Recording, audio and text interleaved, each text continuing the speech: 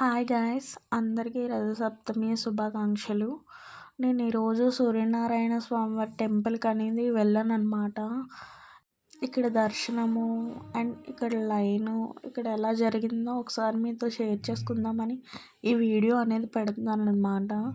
ఇది పెందుర్తి జంక్షన్.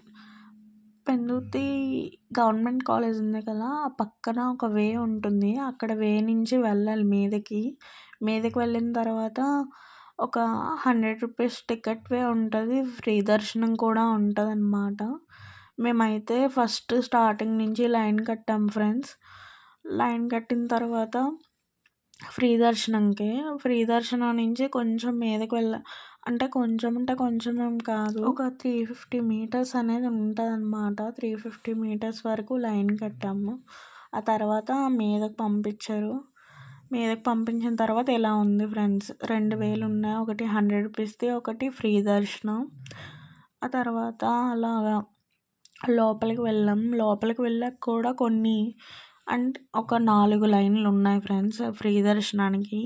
అదే 100 రూపీస్కి అయితే ఒక వే మాత్రమే ఉంది. ఇదిగోండి ఇలా వెళ్ళామన్నమాట లోపలికి. వెళ్ళిన తర్వాత నేను చాలా ట్రై చేశాను సూర్యనారాయణ స్వామివారిని మీకు దర్శనం చేపిద్దామని, కానీ మిస్ అయింది. మీరైతే పూర్తిగా చూసినా సరే స్వామివారి దర్శనం అనేది అవ్వదు.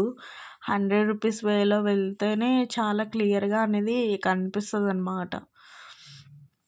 సో దర్శనం ఎలా అయింది, ఎలా లైన్ కట్టాను అవన్నీ వీడియో అనేది మాత్రం తీసాను. ఇదిగోండి ఇక్కడే టెంపుల్. 5 తలలతో సూర్యనారాయణ స్వామివారి దర్శనం అనేది అవుతుంది అన్నమాట. చాలా బాగుంది ఫ్రెండ్స్. ఎప్పుడైనా సరే వైజాగ్ వస్తే ఇది విజిట్ చేయడం మర్చిపోకండి.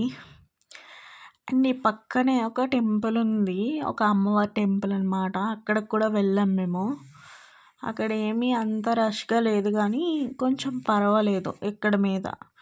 ఇది రథసప్తమి కదా, అది కూడా ఆదివారం కాబట్టి ఇంత రష్గా ఉందంట కనుక్కున్నాను. ఇది అమ్మవారి టెంపుల్ చాలా పీస్ఫుల్గా ఉంది. ఈ వీడియో నచ్చితే లైక్, షేర్, సబ్స్క్రైబ్ చేయండి.